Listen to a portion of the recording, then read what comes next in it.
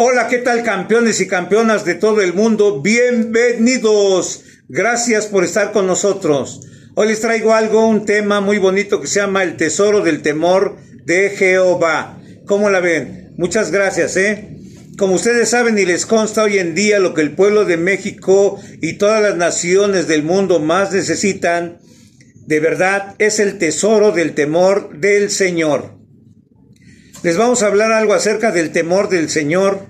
Algunos de ustedes van a pensar que la palabra temor no les gusta y no quieren escuchar este tema o no van a ser bendecidos por esto y hasta me pueden ignorar.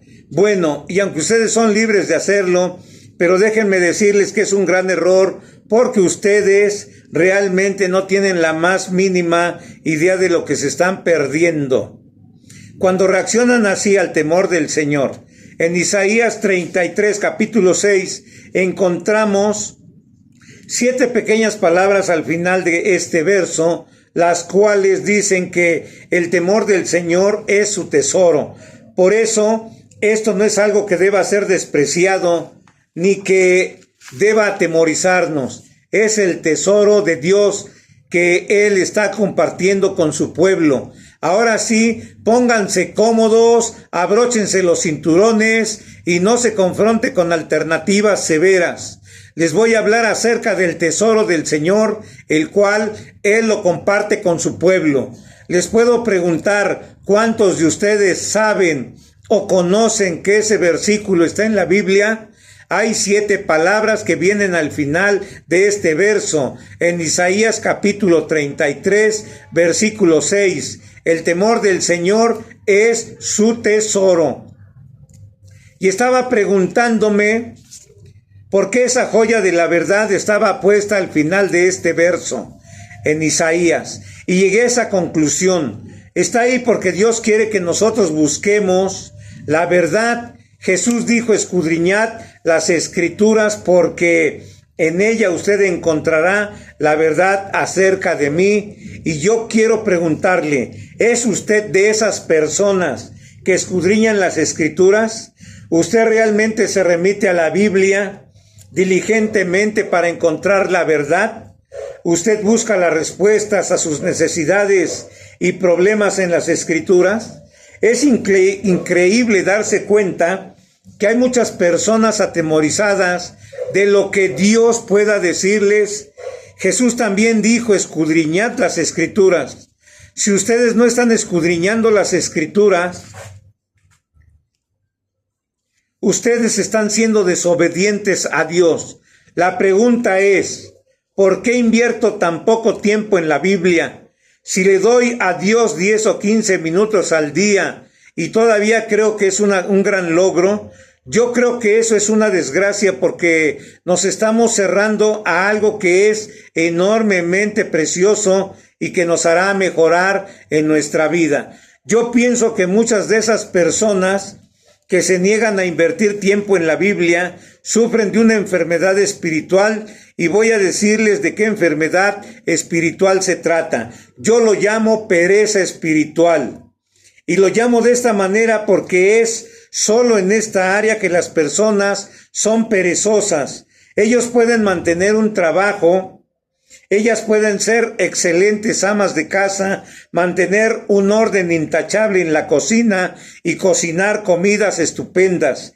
Ellos pueden ganar un buen sueldo en alguna profesión honorable. Ellos pueden ser laboriosos en todo, excepto en una cosa, y esa es leer la Biblia. Supongo que hay muchos de ustedes en este día capaces de sentarse 1 hora frente al televisor y no pensar en nada más, pero si piensa en dedicarle 1 hora al estudio de la Biblia, usted pensaría que es un tremendo logro. Usted ve que esto no es natural. Si usted solo es perezoso en un área en particular de su vida, esta no es una pereza natural, es una pereza espiritual, con una causa espiritual, y esta causa es la enemistad que Satanás quiere que usted tenga con lo que le ayudará más que nada en su vida. Yo quiero revisar con usted por un momento. No le voy a pedir a ninguno de ustedes que levante su mano, Pero si yo he estado describiéndole y usted siente que debe reconocer que esto es verdad, hágalo. Usted podría decir, no soy una persona perezosa, gano buen dinero y hago bien mi trabajo y tengo una buena reputación. Pero solo hay una pequeña cosa en la que soy perezoso y esa es la de leer la Biblia. Si esto le pasa a mi querido amigo, déjeme pedirle que se arrepienta ahora mismo antes de que continuemos. Solo dígale a Dios, Dios, perdóname, he dejado que el enemigo me engañe y me he cerrado a la revelación de Dios. Él tiene lo mejor de mí y el enemigo me ha convencido de algo totalmente falso, y es que la Biblia es aburrida o difícil.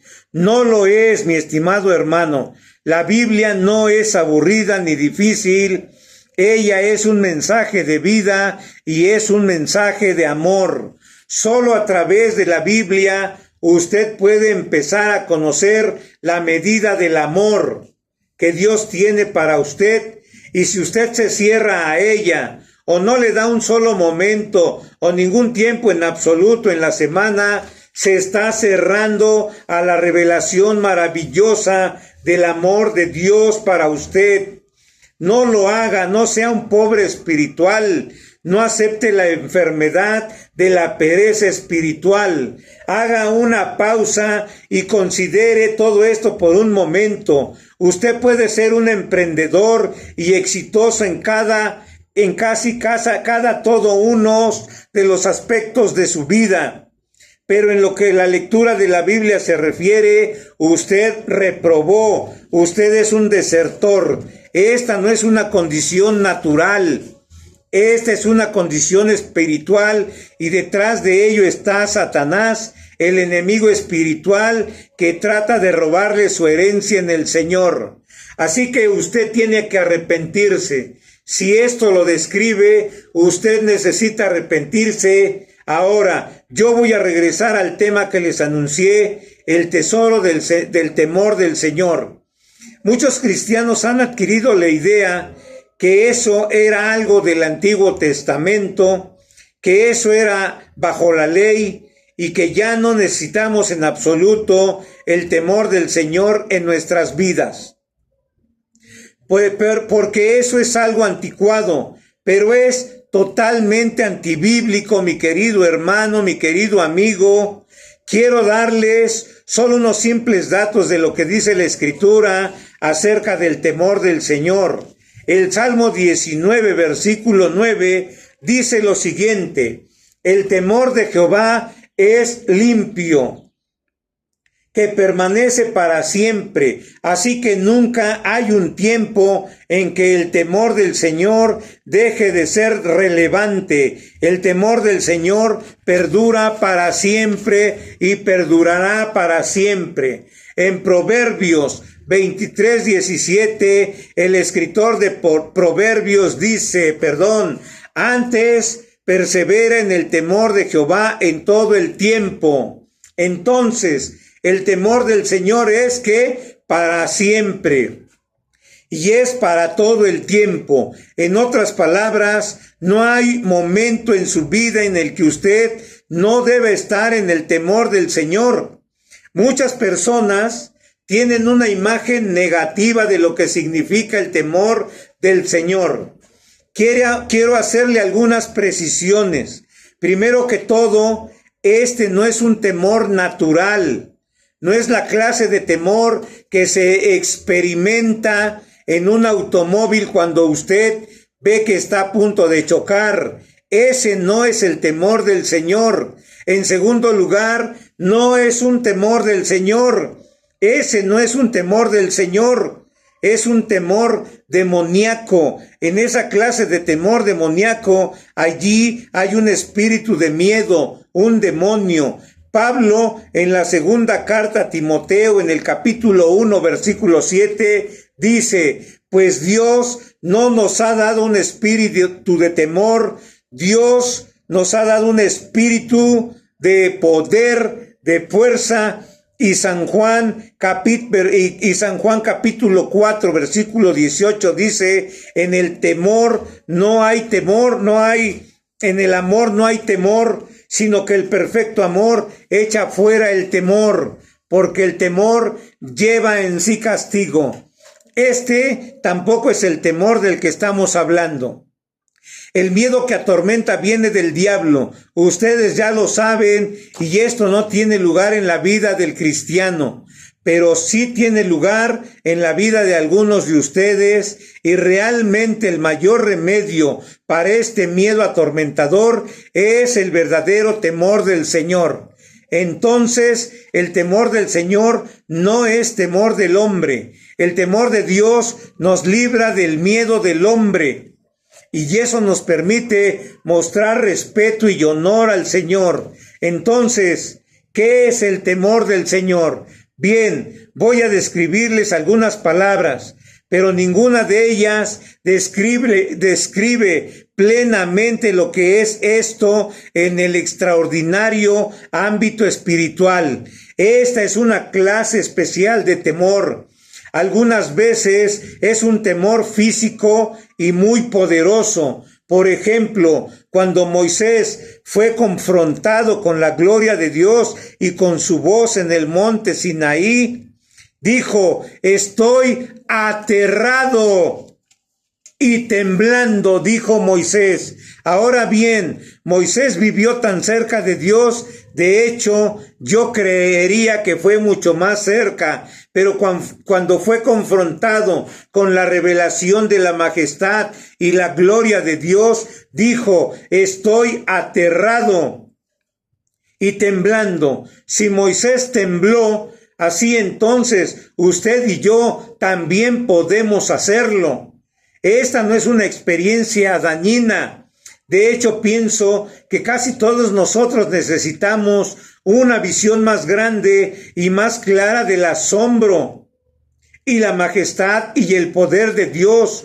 Yo diría que una de las mejores palabras para describir esto es asombroso, de la cual conseguimos la palabra muy sabroso, religión hermosa de Dios.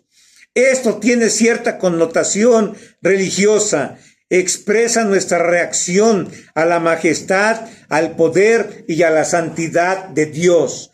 Otra palabra es reverencia, pero desafortunadamente el significado de reverencia ha sido cambiado.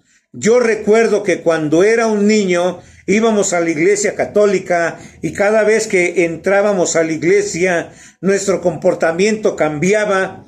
Ya no hablábamos en voz alta, caminábamos con mucho cuidado, nos poníamos firmes y nosotros pensábamos que eso era reverencia, respeto, pero eso era esclavitud, no reverencia. Reverencia es una respuesta a la revelación de Dios. Usted no puede tener reverencia sin revelación. Cuando hay una revelación de Dios, yo creo que la única respuesta apropiada es la reverencia. Y luego, relacionada con la reverencia, está la sumisión. Una actitud sumisa hacia Dios es una actitud del temor del Señor en nuestras vidas. Cuando nosotros somos arbitrarios, arrogantes, autosuficientes, autoproclamando tantas cosas de nosotros, eso no tiene nada que ver con el temor del Señor. No hay temor del Señor allí, en una persona que se comporta de esa manera. Otro punto bastante remarcable que se revela en la Escritura es en cierto sentido que aquello que usted teme es su Dios. En Génesis capítulo 31, Jacob está hablando con su tío Labán, que también es su suegro, y le dice, usted no me trató bien, pero aún así Dios cuidó de mí. En Génesis capítulo 31, versículo 32, Jacob le dice, si el Dios de mi padre, Abraham, y el temor de Isaac no estuvieran conmigo, de cierto me enviarías ahora con las manos vacías. Así que él llamó a Dios el Dios de Abraham y el temor de Isaac. En otras palabras, a quien Isaac temió fue el Dios verdadero. Ese era su Dios. Luego, al final del mismo capítulo, en el versículo 53, Jacob dice lo siguiente: el Dios de Abraham y el Dios de Nacor juzgue entre nosotros, el Dios de sus padres. Y Jacob juró por aquel a quien temía Isaac su padre. Entonces, lo que Isaac temió fue su Dios. A lo que usted teme, eso es su Dios. ¿A quién le teme usted? Mi querido amigo, mi querida amiga, mi querido hermano, si usted le teme a la opinión de la gente, eso es su Dios. Si usted le teme a la pobreza, eso es su Dios. Si usted le teme a la enfermedad, pues eso es su Dios. A lo que usted le tema en su vida diaria, eso es su Dios. ¿Le teme usted al Señor? Es Él su Dios. En este caso, es muy importante estudiar acerca del temor del Señor desde la óptica de Jesús. Ahora bien, Jesús es el Hijo amado de Dios, usted ya lo sabe, quien complació a su Padre en toda su vida y en todos sus días. Y aun cuando Isaías habla acerca de la unción del Espíritu Santo, ¿qué fue lo que marcó a Jesús como el Mesías y como el ungido de Israel esperaba? Él describe 7 aspectos relevantes, diferentes del Espíritu Santo que debían descansar sobre Jesús. Los podemos encontrar en el capítulo 11 de Isaías, en los primeros versículos. Saldrá una vara del tronco de Isaí y un vástago retoñará de sus raíces. Este es el Mesías, descendiente de David. Ahora, esta es la primera marca del Mesías, la marca del Mesías, del Hijo de Dios, y reposará sobre él el Espíritu del Señor, espíritu de sabiduría, espíritu de inteligencia, espíritu de consejo, espíritu de poder, espíritu de conocimiento. Aleluya, gloria a su nombre, espíritu de temor del Señor. Esta es la manifestación séptupla del Espíritu Santo. Aleluya, gloria a su nombre. De esto se habla en Apocalipsis al mencionar los 7 espíritus de Dios, que son 7 lámparas de fuego que arden ante el trono. Esa es la lista de los 7 espíritus de Dios. El primero es el Espíritu de Jehová. Ese es el espíritu que habla en primera persona como Dios. En Hechos capítulo 13, el Espíritu Santo dice: apartadme a Bernabé y a Saulo para la obra a que los he llamado. El Espíritu Santo está hablando de él mismo como Dios.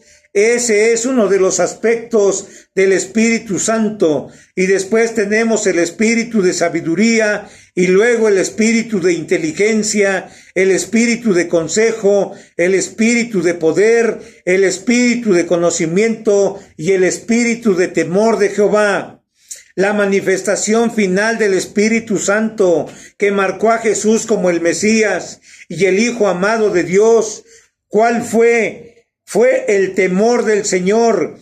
Luego, el siguiente versículo dice, Isaías capítulo 11, se deleitará en el temor del Señor y no juzgará por lo que vean sus ojos, ni sentenciará por lo que vean sus oídos. Aleluya, gloria a su nombre. Pasaremos en el capítulo 2 de este canal de YouTube. Muchas gracias por suscribirse. Muchas gracias, mis queridos amigos y amigas. Dios los bendiga a todos.